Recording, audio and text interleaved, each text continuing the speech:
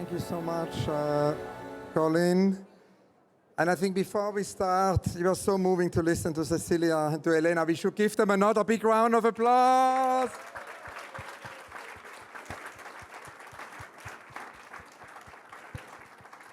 I'm very excited to be here with Ibrahim Mahama and Lydia Ourahmane, actually to talk. We're kind of going to go from what is not yet to what is missing. When Basel actually suggested this topic of radical reimaginings, there couldn't have been a better connection of that theme to both Lydia's and also Ibrahim's practice. And I wanted to quote to begin with the late Edouard Glissant, who once asked about how we could radically reimagine art institution, kind of raised this question if we can either maybe invent new institutions or reinvent the existing institution. And the answer is really, both and instead of either or, instead of nor. Glissant wanted to invent his own museum, an Unrealized project for Martinique, and said that he imagined this institution as an archipelago, not as a continent, to house not a synthesis, serving to standardize, but a network of interrelationships between various traditions and many different perspectives. So this would not illustrate previously established findings, but it would function as an active laboratory. In his own word, it's not a recapitulation of something which existed in an obvious way, but the quest for something we don't know yet. And it's that very quest in both Lydia's and Ibrahim's practice which we're going to hear more about and which we're going to celebrate today. So please give Lydia and Ibrahim a very warm welcome.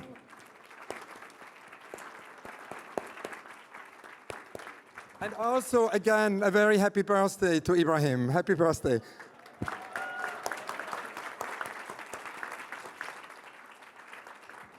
want to begin, Lydia, with the question of how to reinvent an existing art institution. And it's something you have just done in such an exemplary and really wonderful way at the MACBA in Barcelona, actually, from end of 23 into spring of 24 with this project, 108 Days. It's a project which actually was 108 days long. It was an exhibition, but it was also a very participatory project which really brought the city context in to the museum and really foregrounded as the protagonists, both individuals and collectives in Barcelona, the city where you now live. Can you tell us a little bit about the genesis of 108 Days and how that really changed the institution? Hi, thank you, Hans. I think I probably have a reputation by now, which is that the work requires a lot of trust from the institution.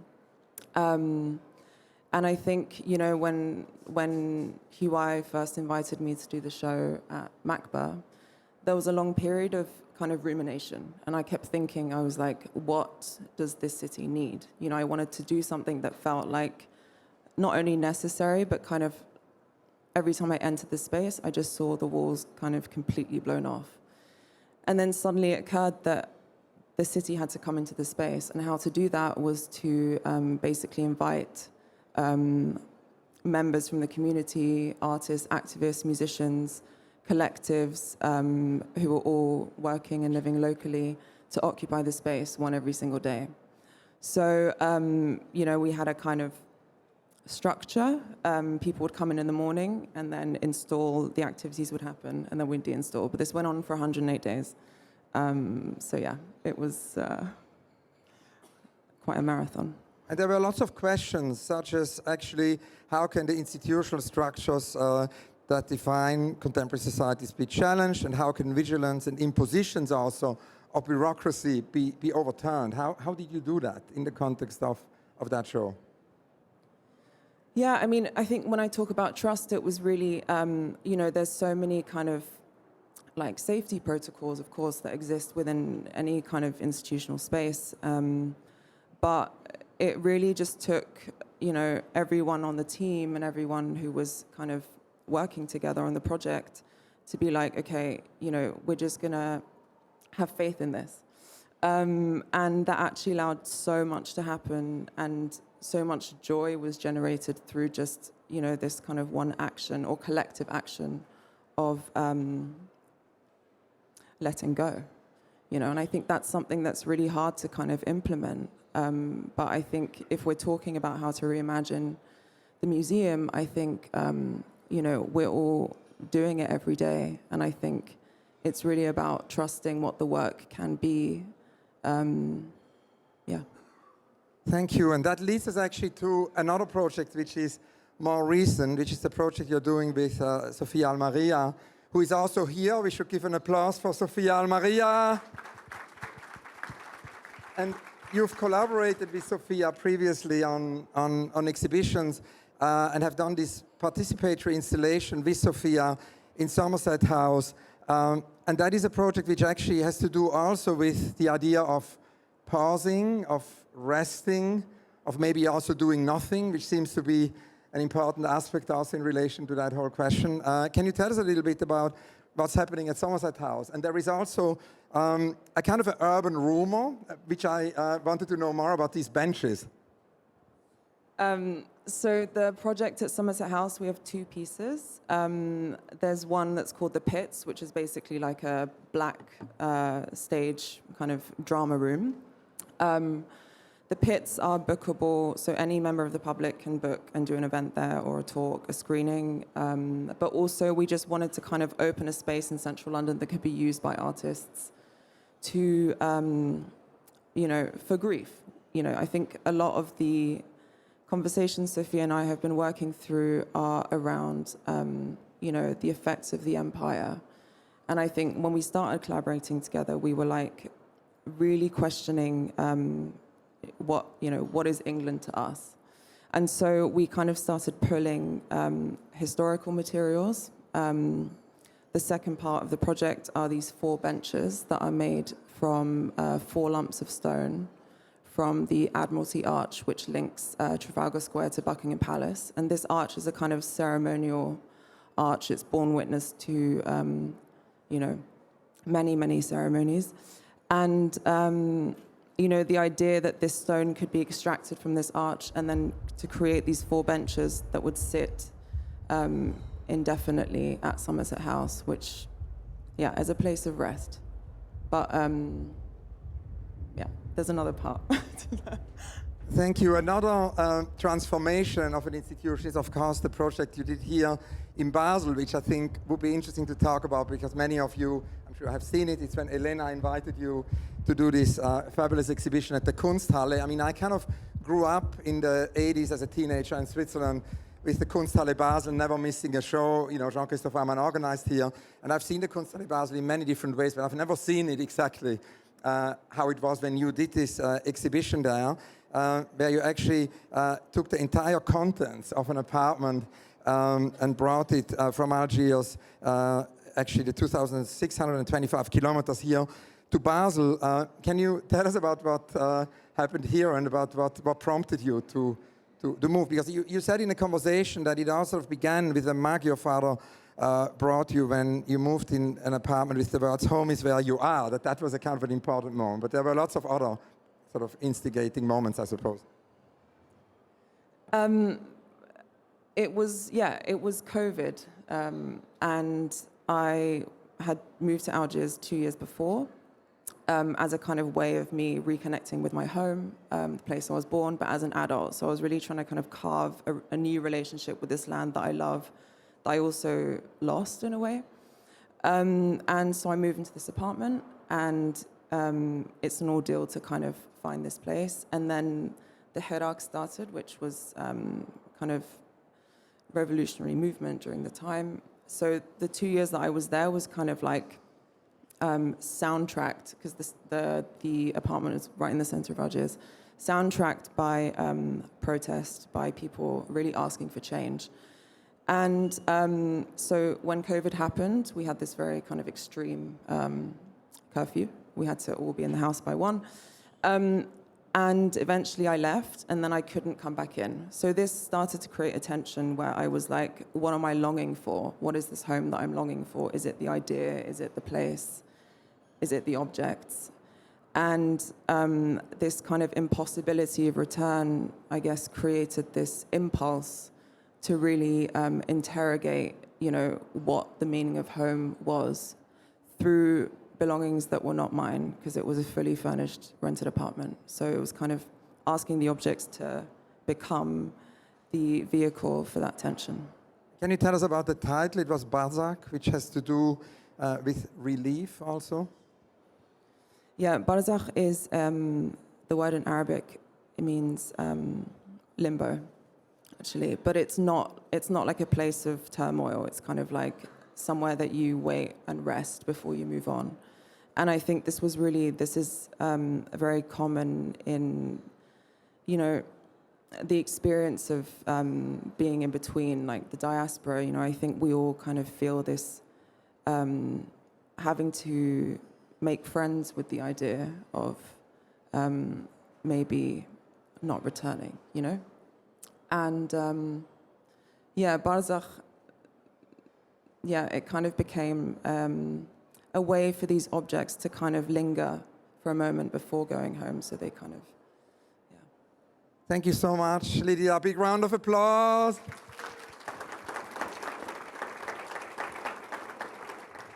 And we're now going to discuss, Ibrahim, your idea of actually reimagining institutions and reinventing institutions.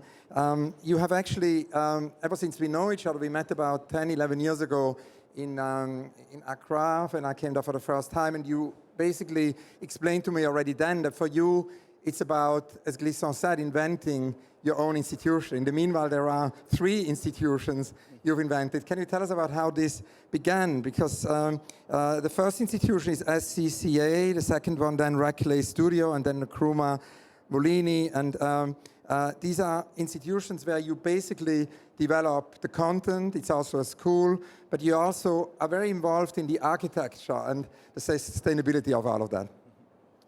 Yeah, oh, thank you very much.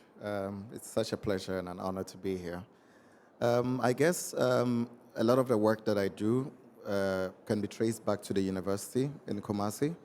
I studied at the Kwame Nkrumah University of Science and Technology. We have an art department there, which we have a collective Black Star Lines, and there's a group of professors led by Caricature, who's like our mentor.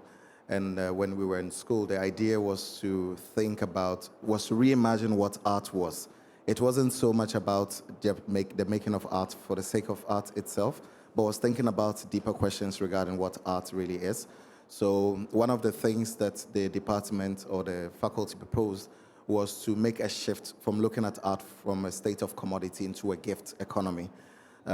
So for me, it was very important and natural to go back to this place that I was born in, Tamale, that I didn't grow up there, knowing the economic conditions and everything, to think about one question: what does it mean to build an artist studio? And what does the artist studio really do? Like, is it a place where is it a factory where the artist produces work?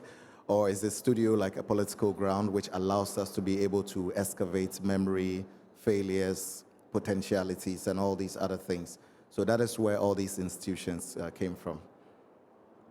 Now, Glissant told me that before thinking about the museum or an exhibition space, he wanted to invent a school. So he invented this amazing school in Martinique.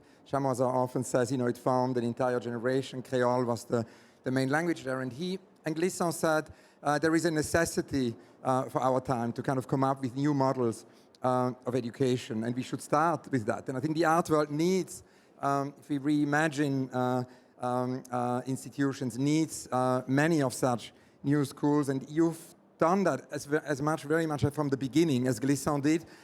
Can you tell us about that sort of whole school part of your initiative and how that evolves? Well, it's quite very simple. Naturally, I've always thought about this question of redistribution. There was a really important company that was built in Ghana in the mid-20th century. It was called the Food Distribution Corporation. And at the time, because Ghana was part of the non-alliance movement with Cuba and others during the height of the Cuban Missile Crisis, when Nkrumah was overthrown, this factory which he started, which was connected to like the reindustrialization of Ghana, somehow collapsed.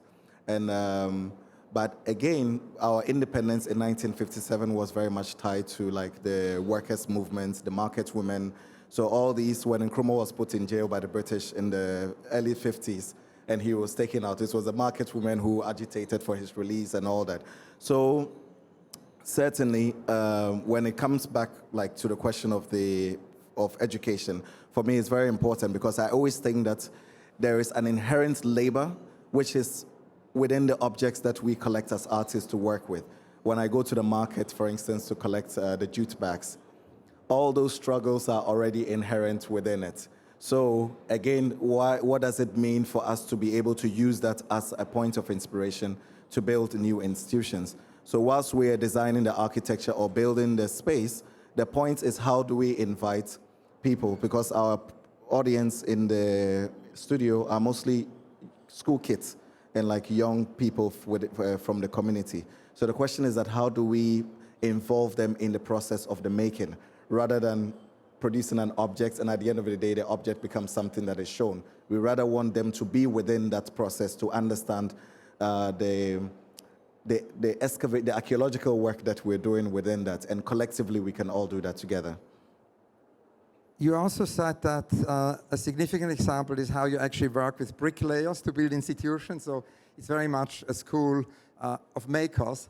And I wanted to ask you to talk about this, but also to tell us how this all connects to the Ghanaian railway network. Because another great model besides Glisson is, of course, the late Cedric Price, who wanted to reimagine institutions with John Littlewood with the Fan Palace. So that would have been an institution which would be totally interdisciplinary. But Cedric Price had another project which is less well known, the Pottery Think Belt, which is actually really fascinating, which was a school for the UK using the abandoned railway lines and using the old train carriages as classrooms. And the classrooms, so it would be the classrooms could go to the people and could also go to areas, very remote areas where they're not necessarily schools. So I was, of course, very fascinated when I read that you're working with the Ghanaian railway network on your school. Can you tell us more? It's actually quite interesting because the whole railway project was built in the early 20th century by the British. And at the time, this was like the late 1800s, 1901-2. And this was at the time when they were fighting the 5th Anglo-Ashanti War. So this was a time when the British were trying to get the golden stool from the Ashantis because the golden stool somehow held they believed that, because according to myth, there was a priest called Okomfo Anoche who commanded the stools from the heavens, and it somehow unified the Ashanti people. So at the height of the colonialism, the British wanted to take this stool because they thought, because it was made of pure gold, and they thought by taking it, it would take away the power of the Ashanti people. But the Ashantis made a fake golden stool for the British, and they took it. And later on, they realized that they came back, and then they said, oh, well, unless you give us this tool, we're going to take your king and take him into exile in the Seychelles Islands. And they said, well, we're not giving you the stool. So the king rather put himself into exile than to give away the stool. And it started a war within that period. But they needed, because there was a lot of gold, that's why Ghana was called the Gold Coast. So they needed that. So to build a railway, they needed a lot of labor, and the labor couldn't come from that region. So the labor came from Nigeria, from Sierra Leone, from Liberia, from the north of Ghana. So a lot of young men, more than 50,000, had to construct a railway through this Gold Coast area in places where there was gold and cocoa and others, because again, a lot of the cocoa, which Switzerland is very known for, which a lot of it comes from Ghana, it was mostly being extracted by road, and due to contamination, that had to be built. So for me, the railway already contained that entire history. So Tamale, the north of Ghana, is quite special because aside the history, between the First and Second World War, a lot of the soldiers who fought in Europe and other places like Burma and others, they came from these places. But in terms of memory, it's very difficult to remember these people. And I somehow wanted to start from a pedagogical and historical point by going to collect these objects. Because these trains, you can imagine, they've been used over and over and over again. They have all these memories. But from the state's point of view, they only see it as a material. So how do we take the train? How do we cut it into pieces? How do we extract the raw metal from it? But I'm thinking about the intrinsic and historical value that collectively within the history we all share. So how do we take that? It's a question. Because the objects, it's not so much about just us using the object, but it's also the fact that the objects, the railway lines, the trains themselves are a significant embodiment of history in itself.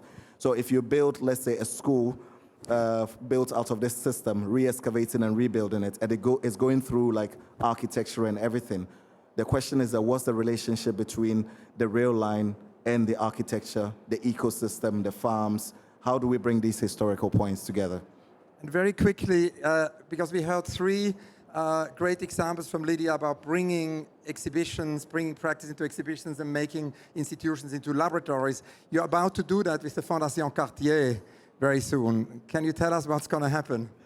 Well, the cat is out of the bag now. So there is a project which we're working with the Cartier, with Chris Durkin, and then two of the lead curators, Abi Gaia and Jean. Abi is here. We've been working on it for 2 years now. And basically, Chris and Abi and the team were very much interested in this question of memory and also pedagogy, like the idea of the art school, and also this question of excavation. I make a lot of notes, like trying to draw relations between the ideas that we're working with coming from the art school in relation to like more historical context. And the central aspect of the exhibition is mostly about the ideas regarding the questions of repair and failure, things like that. So there's a really important old glass factory that was built in Ghana in the 60s, which was completely abandoned. And in Ghana, in our history, that was a factory that produced everything regarding architecture, bottles for beverages, and things like that. So the central part of the exhibition is totally focused on the idea of the re-excavation of this old factory and then rebuilding it in Paris. So it's like, it also addresses the question of restitution, because from the global south, we're always saying, oh, give us back the stools, give us back the bronzes and all those things. But the question is also what happens when we're able to like excavate these modernist remnants and then we bring it into a context like Paris. And then we borrow works from, let's say, the Louvre, Museum d'Orsay, and a couple of other institutions to draw these new connections. Thank you so much, Ibrahim. A big round of applause. I want to bring it back to Lydia and ask you to tell us what is next. What is the project you're working on for the future? I'm actually going directly to Turin tomorrow to work on a new composition for the Castello dei Rivoli in Rivoli. It is a piece of Braille music that is going to be written for 3 to 4 blind singers. And the Braille will be installed throughout the museum, kind of crossing through various rooms. And the idea is that the singers will kind of walk and read at their own pace and sing. So that will open in September. Now, in the remaining time, I have a few general questions, actually, to both of you, which I think bring your practice together. Because one of the starting points this morning when we had a breakfast together was really this idea of telling stories through materials, and how materials you use are very much loaded with history and how important that is for your work. So I wanted to ask you to each talk a little bit about your approach to researching, to sourcing, utilizing materials, and kind of, I was very curious what draws you to certain materials over others. Maybe begin with Ibrahim, then Lydia. I think it comes down for me to the question of character. Yeah, because when you, as a visual artist, when you see material, the first thing is how it looks. Of course, in our own history, like one of the art movements that was really inspiring to me was Art Povera. And also one of the most artists that I really admired when I was a student was Robert Rauschenberg. And looking at how literally like these artists were treating and using materials. So certainly like in Ghana, like when I'm traveling, sometimes I go to spaces looking at things, and then I collect those things. Sometimes I don't collect them immediately. I wait for some time. If I think it's urgent and I don't know what to do with it yet, I still collect it anyway, and I leave it in the studio for a couple of years. And then one day, as you see it every day and you experience the world, one day the idea will strike. But if you don't collect it, thinking that you have to have the idea fully formed, one day the idea will come, but the object will no longer be there to tell the story. Yes.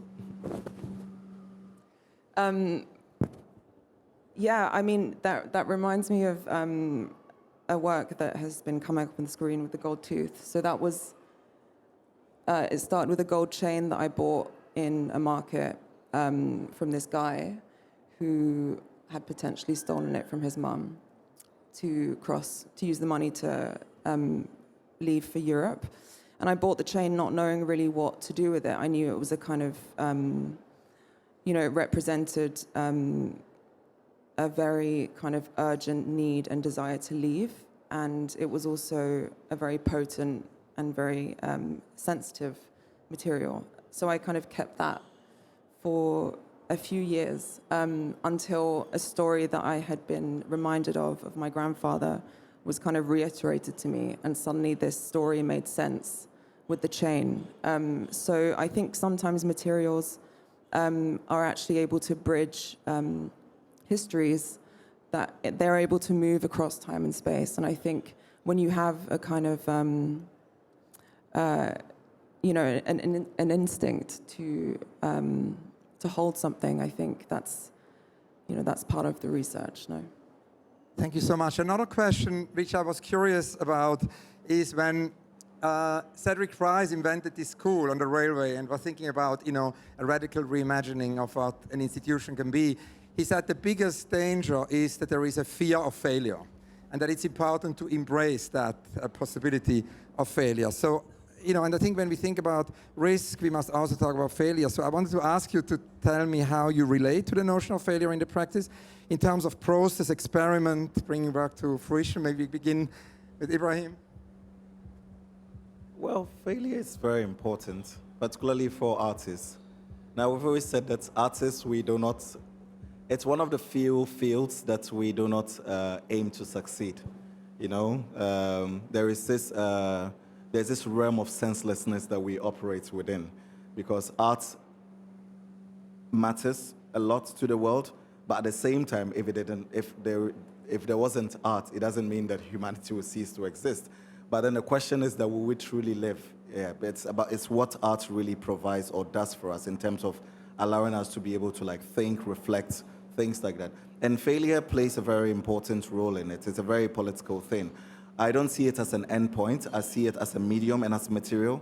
Again, coming from Ghana and also coming from West Africa at large and the continent, certainly from the Pan-Africanist movement before even the colonial, we've seen many different degrees of failure. And even just coming from the art school, when we're in school, our professors would encourage us to go to the markets and then do our final year exhibitions in those spaces. Because we didn't have the museums, the galleries, the art spaces, things like that.